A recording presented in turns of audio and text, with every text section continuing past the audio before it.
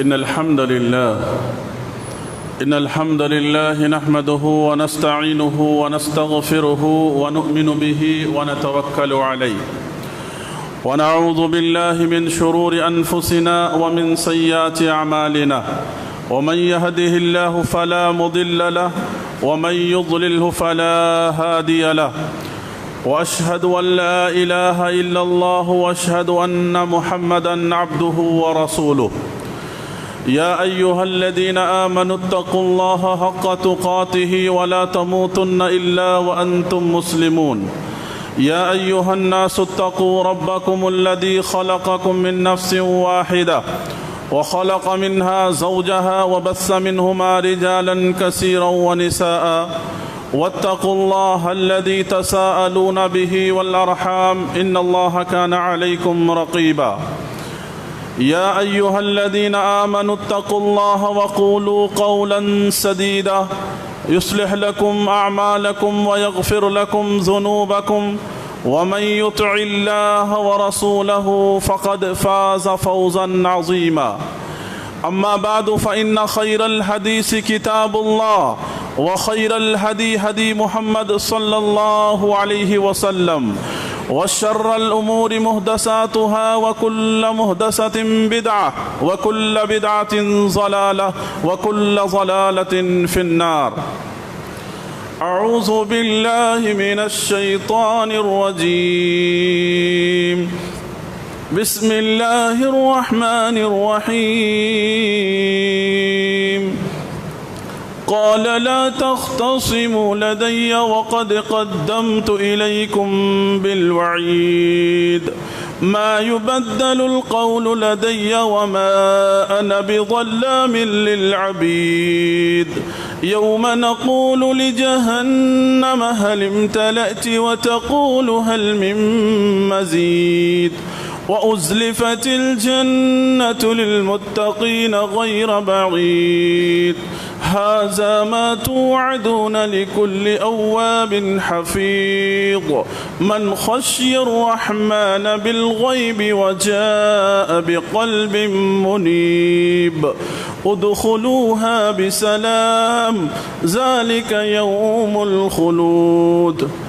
وقال تعالى في موضع آخر في كلامه الكريم وما خلقت الجن والإنس إلا ليعبدون. محترم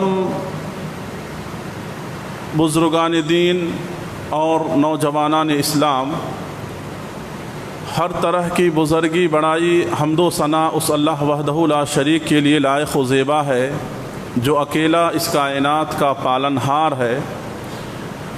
اس کے بعد تمام انبیاء کرام پر درود و سلام ہو، بالخصوص ہمارے اور آپ کے آخری نبی پر صلی اللہ علی نبینا محمد وآلہ واصحابہ اجمعین۔ محترم حاضرین جمعہ، آج جس موضوع کے تحت میں آپ حضرات کے سامنے اللہ کے فضل اور اس کے احسان سے کچھ کہنے کے لیے کھڑا ہوا ہوں، وہ موضوع ہے عبادتوں میں عقیدے کا اثر۔ ہماری جو عبادتیں ہوتی ہیں ان عبادتوں پر ہمارے ایمان اور عقیدے کا کتنا اثر پڑتا ہے، اور ایمان اور عقیدے میں کمی ہونے کی وجہ سے ہماری عبادتوں میں کیسی کمی اور کوتاہی ہوتی ہے، ہم اس حقیقت کو انشاءاللہ اس مختصر وقت میں جاننے کی کوشش کریں گے۔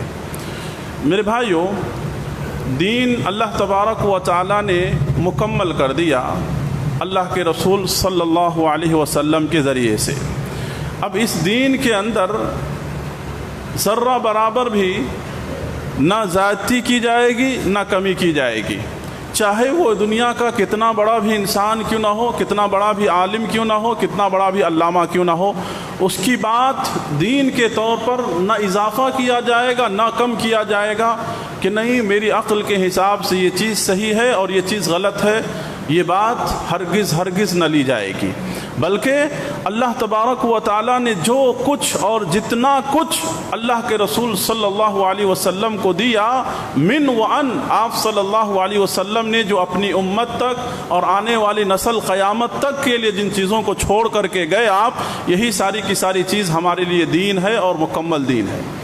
اس دین کے اندر آپ دیکھیں گے کہ ہر قسم کے معاملات پر بات کیا گیا ہے، ہر چیز پر بحث کیا گیا ہے، ہر چیز سے متعلق انسان کو آگاہ کیا گیا ہے، متنبہ کیا گیا ہے، جس کے اندر آپ دیکھیں عبادات ہیں، اسی طرح سے آپ دیکھیں معاملات ہیں، آپ دیکھیں اخلاقیات ہیں، آپ اسی طرح سے دیکھیں تجارت ہے، آپ دیکھیں نکاح ہے، طلاق ہے، خلا ہے، سماج اور سوسائٹی کے اندر انسان کیسے رہے، رشتہ داروں کے درمیان انسان کیسے رہے، دوسروں کے درمیان کیسے رہے، حج و عمرہ ہے، ان تمام مسائل کے اوپر اسلام نے بات کیا ہے اور ان تمام مسائل کو اجاگر کیا ہے۔ آپ دیکھیں گے کہ اسلام کی بنیاد 5 باتوں پر اللہ رب العالمین نے رکھی ہے، اس دین کی بنیاد 5 باتوں پر ہے۔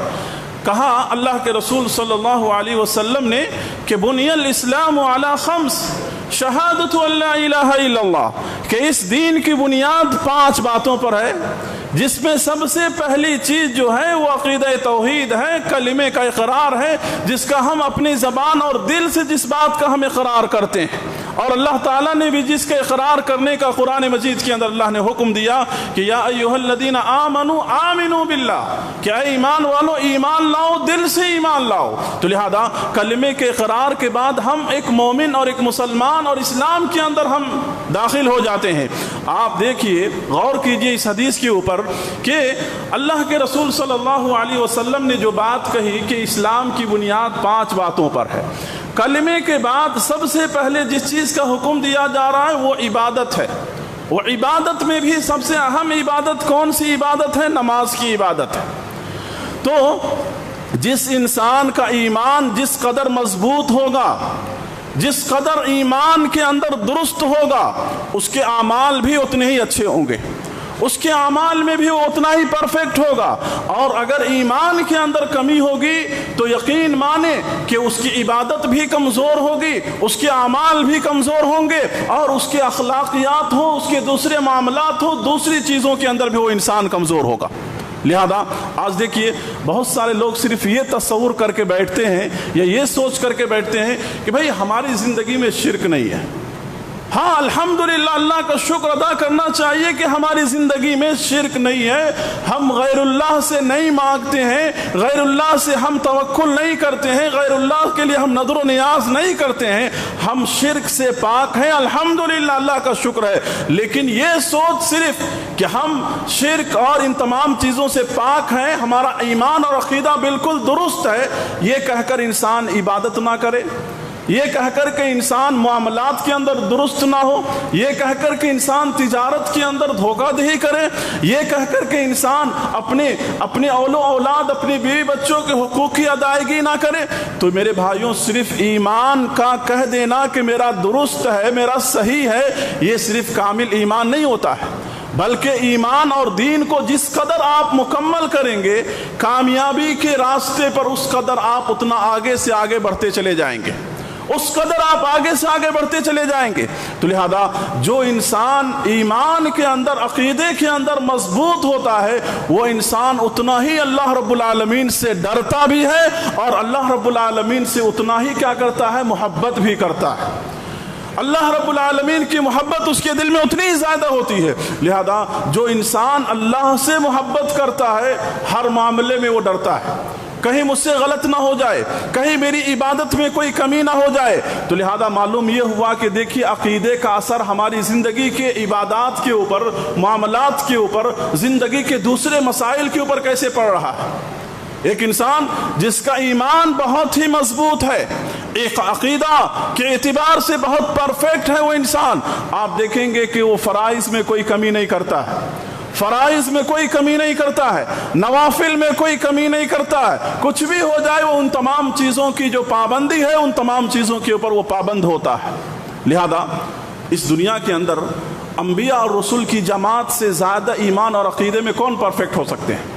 اللہ کے رسول صلی اللہ علیہ وسلم سے زیادہ کوئی ایمان میں پرفیکٹ انسان ہو سکتا ہے؟ نہیں ہو سکتا ہے۔ اللہ تعالیٰ نے آپ کی زندگی کو ہمارے لیے نمونہ بیان کیا، اللہ تعالیٰ نے کہا سورہ احزاب کے اندر لقد کان لکم فی رسول اللہ اسوۃ حسنہ، اللہ تبارک و تعالیٰ نے تمہارے لیے نبی کی زندگی کو آئیڈیل بنایا، ماڈل بنایا، اسوہ بنایا، نمونہ بنایا ہے۔ اب دیکھیے اللہ کے رسول صلی اللہ علیہ وسلم اپنے ایمان اور عقیدے کے سب سے اعلیٰ معیار پر آپ فائز تھے، جس کی بنیاد ہر وقت اللہ کے رسول صلی اللہ علیہ وسلم اللہ کی رضا کے لیے، اللہ کو راضی کرنے کے لیے ہر وقت آپ خیر کے کاموں میں ہی رہا کرتے تھے۔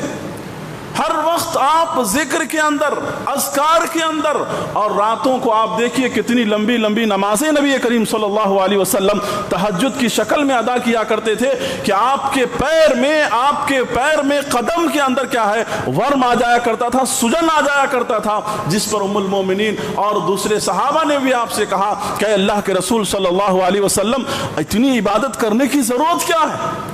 ضرورت کیا ہے؟ اللہ نے آپ کے گناہوں کو معاف کر دیا ہے۔ تو آپ نے کیا کہا؟ آپ نے کہا افلا اکون عبدا شکورا۔ دیکھیے بڑے سنہرے جملے اللہ کے رسول صلی اللہ علیہ وسلم نے کہا، اس جملے کے اوپر غور کرنے کی ضرورت ہے۔ اگر اللہ نے گناہ معاف کر دیے ہیں تو کیا ہوا؟ کیا اللہ کا ہم شکر نہ ادا کریں؟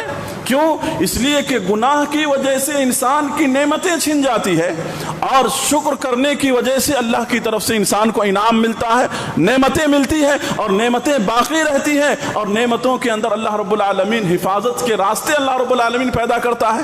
تو میرے بھائیو، ہماری زندگی کے اندر اگر ہمارا ایمان اور عقیدہ الحمدللہ صحیح ہے، ہم غیر اللہ کی تمام چیزوں سے برات کا اظہار کرتے ہیں، تو اللہ کا شکر یقیناً ہمیں ادا کرنا چاہیے۔ لیکن اس کے ساتھ ساتھ کیا ہونا چاہیے؟ اس کے ساتھ ساتھ یہ ہونا چاہیے کہ ہم عبادتوں کے اندر ہم زیادہ سے زیادہ اپنے آپ کو ہم آگے رکھیں۔ اس لیے اللہ کے رسول صلی اللہ علیہ وسلم نے ارشاد فرمایا کہ کل قیامت کے دن 7 خوش نصیب ایسے ہوں گے جسے اللہ رب العالمین عرش کے نیچے، اپنے عرش کے نیچے اللہ رب العالمین سایہ دے گا، جہاں کوئی سایہ نہیں ہوگا، جہاں انسان پریشان ہوگا، انسان تڑپ رہا ہوگا دھوپ اور گرمی کی شدت کی وجہ سے، ایسے وقت میں اللہ رب العالمین کی طرف سے سایہ ہوگا۔ اس میں سے ایک وہ انسان جس کا تعلق اور جس کا دل کیا ہے، مسجد سے لگا ہوا ہو، قلب معلق فی المساجد، مسجد سے ہر وقت مسجد کی فکر اس کو رہتی ہے کہ بھائی ایک اذان ہوا، اب دوسری نماز کا وقت کب ہوگا کہ میں مسجد جاؤں۔ یہ چیز، یہ کیفیت کیسے پیدا ہوا؟ ایمان اور عقیدے کی مضبوطی کی وجہ سے اس کی عبادتوں میں اور اس کی زندگی میں یہ اثر پڑ رہا ہے، یہ اثر پڑ رہا ہے۔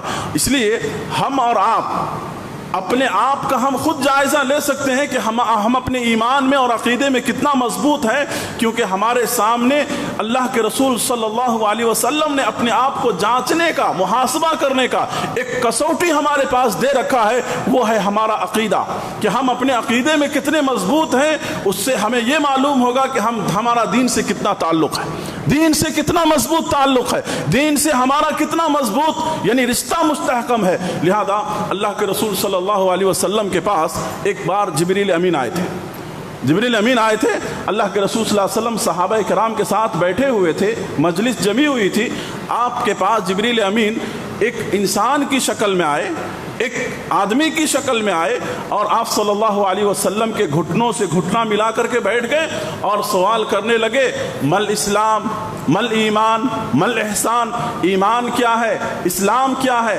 احسان کیا ہے، قیامت کی نشانی کیا ہے۔ اللہ کے رسول صلی اللہ علیہ وسلم نے تمام چیزوں کی وضاحت کی، تمام چیزوں کو بتلایا۔ اللہ کے رسول صلی اللہ علیہ وسلم نے جبریل امین کہا صدقتا، آپ نے سچ کہا۔ یہ بات کہنے کے بعد جبریل امین چلے گئے، صحابہ کے درمیان سے نکل گئے۔ اللہ کے رسول صلی اللہ علیہ وسلم نے کچھ لمحے کے بعد، کچھ دیر کے بعد اللہ کے رسول صلی اللہ علیہ وسلم نے سوال کیا صحابہ سے کہ یہ جو شخص آیا ہوا تھا وہ کون تھا، تمہیں معلوم ہے؟ کہا اللہ اور اس کے رسول بہتر جانتے، معلوم نہیں کون تھے۔ کہا یہ جبریل امین تھے جو تمہارا دین سکھلانے کے لیے آئے تھے۔ آپ کو یہ حدیث بخاری کی پہلی صفحے میں آپ کو یہ حدیث ملے گی جس میں اللہ کے رسول صلی اللہ علیہ وسلم سے یہ سوالات ہوئے، یہ تمام کی تمام چیزیں ہوئی، ایمانیات کے باب میں آپ کو یہ تمام چیزیں ملیں گی۔ تو اللہ کے رسول صلی اللہ علیہ وسلم سے جہاں بہت سارے سوالات ہوئے، بتانے کا مقصد میرا یہ ہے کہ اس کے اندر پوچھا گیا مل احسان، احسان کیا چیز ہے؟ تو اللہ کے رسول صلی اللہ علیہ وسلم نے کہا کہ احسان یہ ہے کہ بندہ اللہ کی عبادت کرتے وقت یہ تصور کرے کہ اللہ رب العالمین ہم کو دیکھ رہا ہے، اللہ رب العالمین ہم کو دیکھ رہا ہے، اور اللہ رب العالمین کو ہم تصور کریں کہ ہم اللہ رب العالمین کو دیکھ رہے ہیں۔ یہ تصور کر کے اگر بندہ عبادت کرے تو اس کی عبادت کی کیفیت کیا ہوگی، ذرا اندازہ کریں آپ۔ ہم عبادت کر رہے ہیں، ہم نماز پڑھ رہے ہیں، ہم قرآن مجید کی تلاوت کر رہے ہیں، اور ہم یہ سوچ رہے ہیں کہ اللہ رب العالمین کی نگرانی میں ہم ہیں، تو یقیناً اس عبادت کا انداز ہی الگ ہوگا، اور اس عبادت کے اندر خلوص اور الہیت یقیناً پیدا ہوگی، اور انسان یہ سوچے کہ بھئی نہیں، بس ایک رسم ہے، ایک رواج ہے، سب نماز پڑھ رہے ہیں، چلو ہم بھی نماز پڑھ رہے ہیں، تو وہ عبادت یقیناً ہم کو کامیابی کی طرف نہیں لے جائے گی۔ تو لہذا عبادت کے معاملے میں کم سے کم انسان کو احسان کے درجے پر پہنچنا چاہیے، احسان کے درجے پر۔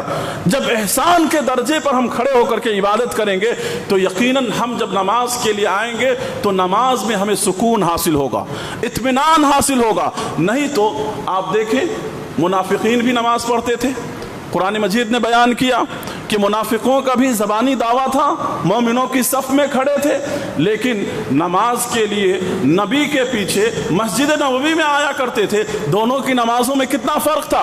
قرآن مجید بیان کرتا ہے کہ مومنین جو ہے نماز کے لیے پورا خضوع کے ساتھ آیا کرتے تھے، اور یہ منافقین جو نماز کے لیے آتے تھے بہت سستی کے ساتھ، کاہلی کے ساتھ، بڑی بیزارگیت کے ساتھ نماز میں کھڑے ہوتے تھے، ہاتھ باندھتے تھے، اور نماز بڑی مشکل سے، بڑی مصیبت سے ختم کیا کرتے تھے، اور وہ یہ سمجھتے تھے کہ بہت بڑا بوجھ ہے ہمارے اوپر، یہ تصور کر کے وہ نماز پڑھتے تھے گویا وہ اللہ اور اس کے رسول کو دھوکہ دے رہے تھے۔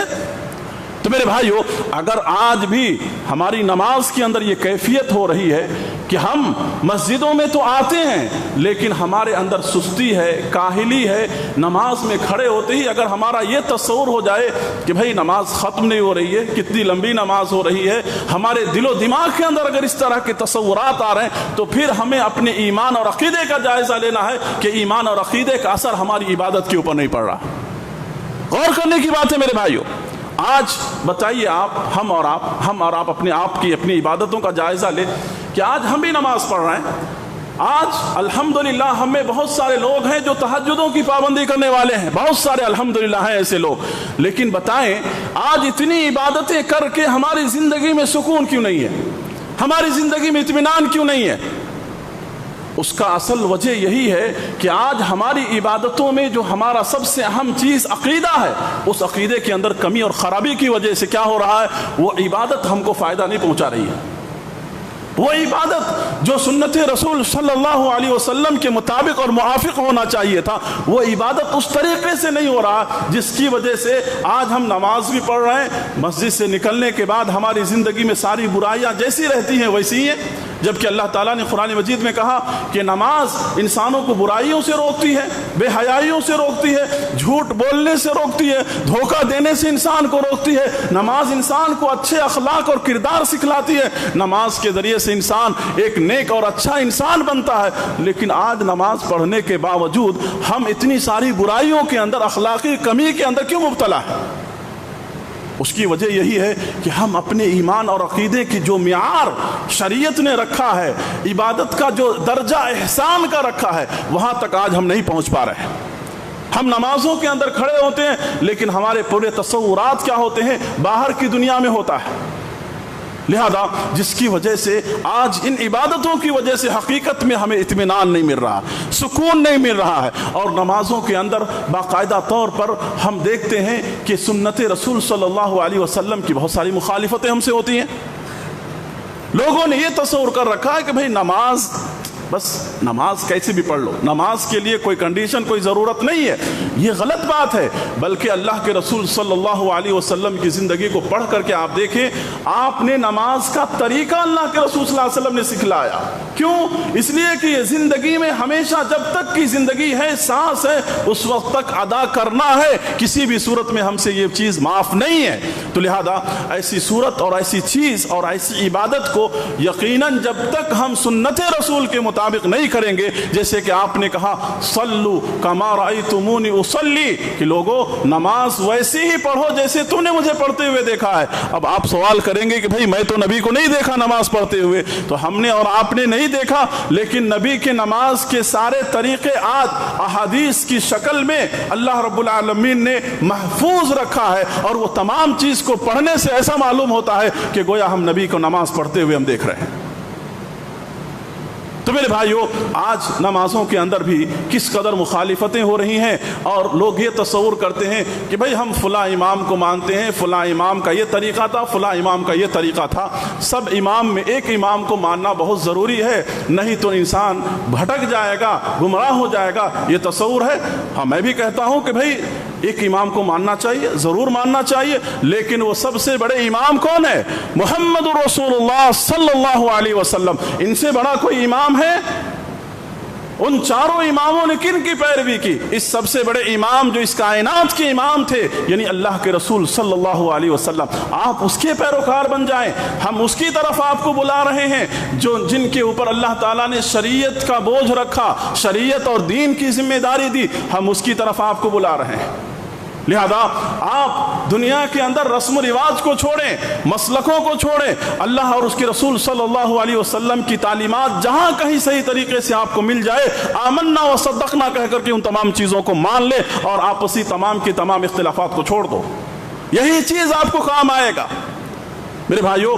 लिहाजा अल्लाह के रसूल सल्लल्लाहु अलैहि वसल्लम ने अपनी हदीस के अंदर बयान फरमाया कि एक आदमी 60 साल इबादत करता है, और कल क़यामत के दिन उसके 60 साल की इबादत को अल्लाह रब्बुल आलमीन ज़ाया कर देगा। अल्लाह अकबर। आप सोचिए कि किसी की ज़िंदगी 50 साल है, 60 साल है, और उसकी इबादत को अल्लाह ज़ाया कर देगा कल क़यामत के दिन, तो उससे बड़ी बदनसीबी क्या हो सकती है? क्यों? इसलिए कि ईमान की कमी और सुन्नत रसूल की मुखालिफत और सुन्नत रसूल जो तरीक़ा है उसको छोड़ने की वजह से, अल्लाह के रसूल सल्लल्लाहु अलैहि वसल्लम के तरीक़े के मुताबिक वो अमल ना होने की वजह से अल्लाह ताला कबूल नहीं करेगा। कुरान मजीद के अंदर अल्लाह तबारक व तआला ने बयान फरमाया सूरह गाशिया के अंदर कि आमिलतुन नासिबा आमिलतुन नासिबा तस्ला नारन हामिया तुस्क़ा मिन ऐनिन आनिया, कि कल क़यामत के दिन बहुत सारे लोग ऐसे होंगे जो इबादत करके थक गए होंगे, बड़ी बड़ी नमाजें पढ़ी होंगी उन्होंने, बड़ी बड़ी तहज्जुद पढ़े होंगे उन्होंने, हज उम्रा करके, नमाज पढ़ के, इबादत करके, सदका व खैरात करके थक चुके होंगे। आमिलतुन नासिबा, थक गए होंगे। अल्लाह तबारक व तआला उनकी इबादतों को ज़ाया करेगा और फरिश्तों से कहेगा कि इन्हें मुंह के बल घसीट करके जहन्नम में दाखिल करो। अल्लाह अकबर वलियाज़ु बिल्लाह। अल्लाह ताला ऐसी इबादतों से हमारी हिफाजत फरमाए। आप अंदाजा कीजिए क्यों? इसलिए कि वो अल्लाह के रसूल सल्लल्लाहु अलैहि वसल्लम का महर लगा हुआ तरीका नहीं था, अल्लाह के रसूल सल्लल्लाहु अलैहि वसल्लम की लाई हुई शरीयत के मुताबिक नहीं था, मनमानी इबादत। तो मेरे भाइयों, हम क्यों ऐसी इबादत करें जो कल क़यामत के दिन ज़िल्लत और रुसवाई का सबब बने? अल्लाह ने जो मुख्तसर सी ज़िंदगी दे रखी है उसके अंदर मैंने आपके सामने बयान किया कि अक़ीदा, ईमान और अक़ीदा एक कसौटी हमारे पास है। आप उसके मुताबिक अपने आप को जांचिए, वो एक आईना है, उस आईने के सामने अपने आप को आप खड़ा कीजिए अपने आप को, और देखिए कि कहाँ तक और किस हद तक हम दीन के मामले में मुकम्मल हो रहे हैं और कहाँ तक हमारे अंदर कमी है। उस कमी को आप दूर करने की कोशिश करें। अल्लाह के रसूल सल्लल्लाहु अलैहि वसल्लम ने हमारे सामने अल्लाह से करीब होने के बहुत सारे तरीक़े बतलाए, जिसके अंदर आप देखिए कि अल्लाह के रसूल सल्लल्लाहु अलैहि वसल्लम ने जो अज़कार बतलाए हैं, मसनून अज़कार बतलाए हैं, सुबह शाम के अज़कार बतलाए हैं, नमाज के बाद के जो अज़कार हैं, इन अज़कार को अल्लाह के रसूल सल्लल्लाहु अलैहि वसल्लम ने पाबंदी से पढ़ा है। हमें भी पढ़ना चाहिए। जो इंसान भी सुबह शाम के अज़कार और इन तमाम चीज़ों की पाबंदी करता है, यकीनन वो इंसान अल्लाह के हिफ्ज़ व अमान में होता है। आज इसकी कोताही की वजह से आज हमारी ज़िंदगियों के अंदर कैसी कैसी बिदातें और कैसे कैसे खुराफात जन्म ले लिया। तो मेरे भाइयों, बताने का मकसद मेरा यही है कि हम और आप क्या करें, अल्लाह के रसूल सल्लल्लाहु अलैहि वसल्लम के तौर तरीक़े को अपनाएं। आज देखिए, आज बहुत सारी मस्जिदों के अंदर نماز کے بعد، فرض نمازوں کے بعد کیا ہوتا ہے؟ اجتماعی دعاؤں نے آ کر کے سنت کو ختم کر دیا. جو اذکار تھے وہ ختم ہو گئے، صبح و شام کے اذکار ختم ہو گئے. لوگ نماز پڑھتے ہیں، دامن جھٹک کے اٹھ کے چلے جاتے ہیں، سمجھتے ہیں کہ امام نے ہماری دعا کر دیا، ہماری ضرورتیں پوری ہو جائیں گی، ہمارے مسائل حل ہو جائیں گے. ذرا آپ سوچو میرے بھائیو، یہاں پر کتنے لوگ بیٹھے ہیں، ان تمام کی ضرورتیں الگ ہیں، ان تمام کے مسائل الگ ہیں، ان تمام کی کیا پریشانی ہے وہ بہتر جانتے. وہ اللہ کو اپنی پریشانی بہتر بتا سکتے ہیں یا میں ان تمام کی طرف سے نیابت کر سکتا ہوں؟ ذرا بتائیں آپ. آج اس چیز کی وجہ سے کیا سنت ختم ہوئی ہے؟ نہیں. اس سنت کی جگہ پر بدعت جنم لیا ہے یا نہیں؟ آج لوگوں کے اندر سے نماز کے بعد کیا اذکار ختم ہو گئے؟ اللہ ماشاءاللہ کرتے ہیں بہت سے لوگ، لیکن اکثریت کیا ہو گئی ہے؟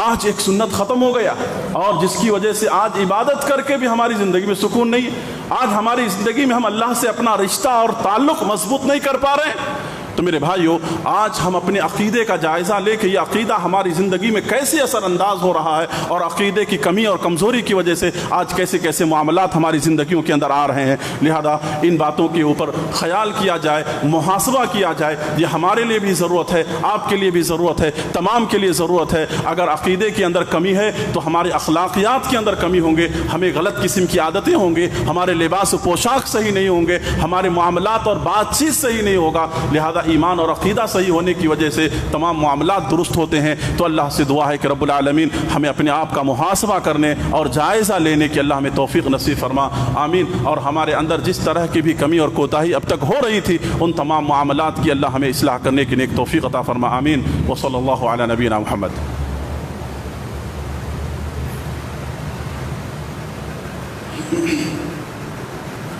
الحمد للہ رب العالمین والعاقبۃ للمتقین والصلاة والسلام علی رسولہ الکریم. اما بعد. محترم حضرات، ابھی تک آپ کے سامنے انسانی تخلیق کا مقصد اور ایمان و عقیدے کے تعلق سے بہت ساری بنیادی باتیں آپ کے سامنے رکھی گئی ہیں. ابھی چند منٹ کے اندر میں ایک دو بات کہہ کے اپنی بات کو ختم کرتا ہوں. وہ بات یہ ہے کہ ہم اور آپ سفر کے مہینے میں داخل ہو چکے ہیں. تقریباً سفر کی آج 7 تاریخ ہے. سفر کا جو مہینہ ہے اسلامی تاریخ کے 12 مہینوں میں سے ایک مہینہ ہے. یہ بڑا مظلوم مہینہ ہے. لوگوں نے اس مہینے کے اوپر بڑا ظلم کیا. اس مہینے کو بہت سارے بدعقیدہ قسم کے لوگ ایمان اور عقیدے کی کمزوری کی وجہ سے آپ دیکھیں گے اس مہینے کو لوگ منحوس سمجھتے ہیں. منحوس یعنی اس مہینے میں شادی نہیں کرنا، کوئی تجارت کی ابتدا نہیں کرنا، اس مہینے کے اندر کوئی خوشی کا کام نہیں کرنا. کیوں؟ اس میں یہ مہینہ کیا ہے؟ منحوس مہینہ اس لحاظ سے ہے کہ اس مہینے میں والعیاذ باللہ لوگ یعنی جو بھی کام کرے گا کسی نہ کسی مصیبت اور مشکلات کے اندر آ جائے گا. اس طرح کے تصور رکھنے والے ہمارے کلمہ پڑھنے والے لوگ ہیں والعیاذ باللہ. لہذا اس مہینے کے اندر سفر کے مہینے میں اللہ کے رسول صلی اللہ علیہ وسلم بیمار ہو گئے، مصیبت میں آپ آئے، اور اس طرح کے تصورات اور اس طرح کے واہیانہ خیالات سمجھیے لوگ بیان کرتے ہیں. اب بتائیے، سفر کے مہینے کو اگر لوگ منحوس سمجھ رہے ہیں تو اللہ کے رسول صلی اللہ علیہ وسلم کی وفات ربیع الاول کے مہینے میں ہوئی ہے، تو کیا ربیع الاول کا مہینہ بھی منحوس ہو گیا؟ اللہ کے رسول صلی اللہ علیہ وسلم کی پیدائش بھی اسی مہینے میں ہوئی ہے، تو اب پھر بتائیں آپ. تو لہذا اگر کوئی آدمی اس طرح کی تصور رکھتا ہے، یہ واہیانہ خیالات اگر لوگ اپنے، اور بہت سارے لوگ ایسے ہیں جو موضوع اور من گھڑت روایات لوگوں کے سامنے بیان کرتے ہیں کہ اس مہینے کے اندر یا حفیظ کا ورد کرنے سے انسان کے اوپر مصیبت نہیں آتی ہے، اس سب کی کوئی سند نہیں ہے، یہ سب موضوع روایات ہیں، اس کی کوئی دلیل نہیں ہے. تو لہذا ہر مہینہ، ہر دن اللہ کی نظر میں اچھا ہے اور بابرکت ہے. کوئی دن خراب نہیں ہے بلکہ ہر دن اچھا ہے. آپ جب چاہے، جس وقت چاہے آپ خیر کے کام کر سکتے ہیں، عبادات کر سکتے ہیں، زندگی میں خوشی کے کام کر سکتے ہیں، سب کام کر سکتے ہیں. اگر کوئی یہ تصور کرتا ہے تو اس حدیث قدسی کو یاد کر لیں. اللہ کے رسول صلی اللہ علیہ وسلم نے ارشاد فرمایا کہ اللہ تعالیٰ فرماتا ہے کہ یوزین ابن آدم یسب الدہر وانا الدہر اقلب اللیل والنہار، رواہ البخاری والمسلم. اللہ کے رسول صلی اللہ علیہ وسلم نے بیان فرمایا کہ اللہ تعالیٰ فرماتا آدم کی اولاد مجھے گالیاں دیتی ہے. اللہ اکبر. بھائی آدم کی اولاد یعنی انسان کیا ہے اللہ کو گالی دے رہی ہے. اللہ تعالیٰ یہ بات کہہ رہے ہیں. کیسے گالی دے رہی ہے؟ زمانے کو برا بھلا کہتی ہے. بھائی سفر کا مہینہ منحوس ہے، فلاں دن منحوس ہے، فلاں دن اچھا نہیں ہے، میری زندگی میں فلاں وقت خراب ہو گیا. یہ آپ کے کرتوت کی وجہ سے آپ کی زندگی میں مصائب و مشکلات آ سکتے ہیں، لیکن اس کا مطلب یہ نہیں ہے کہ کائنات کا وقت اور کائنات کے جو اللہ نے وقت اور نظام بنائے یہ منحوس ہے. آپ جس کو منحوس سمجھ رہے ہیں اسی وقت میں دوسرا ترقی کر رہا، دوسرا صحت یاب ہو رہا، دوسرے ٹھیک ہو رہے ہیں، دوسروں کو اللہ اولاد دے رہا. بھائی کیسے منحوس ہوگا؟ تو سارے عالم کے لیے ہوگا نا. تو لہذا اس طرح کی بدعقیدگیوں سے ہمیں بچنا چاہیے اور خیر اور اچھائی کے کاموں کو، عبادات کو انجام دینا چاہیے، اور ہر طرح کے مطلب بے سند باتوں سے، بے دلیل باتوں سے ہمیں بچنا چاہیے. قرآن اور حدیث نے ایسی بات نہیں کہی ہے تو ایسی چیز نہیں ہے. اللہ سے دعا کرتے ہیں کہ رب العالمین اس واہیانہ بدعقیدگیوں سے اللہ ہماری حفاظت فرمائے. آمین. محترم حضرات، بہت سارے لوگ بیمار ہیں، مریض ہیں، آپ سمجھ رہے ہیں یہ ابھی کے حالات اور ماحول کی وجہ سے. تو لہذا اللہ سے دعا کریں کہ اللہ انہیں صحت عاجلہ کاملہ نصیب فرمائے، اور اللہ تعالیٰ اس بیماری کو، وبا کو اللہ جتنا جلد ہو سکے اللہ ختم کر دے اور ماحول کو پرامن بنا دے. ہم میں سے جو لوگ بے روزگار ہیں اور جو لوگ پریشان حال ہیں، جس طرح کی مصیبتوں میں ہے، جس طرح کی قرض داری میں ہے، اللہ تعالیٰ ان تمام کے لیے اسباب مہیا فرما اور ان کی پریشانیوں کو اللہ دور فرما دے. جو لوگ گزر گئے ہیں اللہ ان تمام کی مغفرت فرما دے. آمین. میرے بھائیو، آپ لوگوں سے گزارش ہے کہ جاتے ہوئے مسجد کا تعاون کرنا نہ بھولیں. آپ لوگ جو بھی دے رہے ہیں اللہ سے دعا ہے کہ اللہ اس کے دیے ہوئے مال کو اللہ شرف قبولیت سے نوازے اور بقیہ مال کے اندر خیر و برکات اللہ رب العالمین عطا فرمائے. آمین. إن الحمد لله نحمده ونستعينه ونستغفره ونؤمن به ونتوكل عليه ونعوذ بالله من شرور أنفسنا ومن سيئات أعمالنا ومن يهده الله فلا مضل له ومن يضلل فلا هادي له وأشهد أن لا إله إلا الله وأشهد أن محمدا عبده ورسوله. إن الله يأمركم بالعدل والإحسان وإيتاء ذي القربى وينهى عن الفحشاء والمنكر والبغي. إن الله وملائكته يصلون على النبي يا أيها الذين آمنوا صلوا عليه وسلموا تسليما. اللهم صل على محمد وعلى آل محمد كما صليت على آل إبراهيم وعلى آل إبراهيم إنك حميد مجيد. اللهم بارك على محمد كما باركت على آل إبراهيم وعلى آل إبراهيم إنك حميد مجيد. عباد الله رحمني ورحمكم الله، إن الله يأمركم بالعدل والإحسان وإيتاء ذي القربى وينهى عن الفحشاء والمنكر والبغي يعظكم لعلكم تذكرون. اذكروا الله يذكركم ادعوه يستجب لكم ولذكر الله تعالى أعلى عز وتم وأهم وأكبر.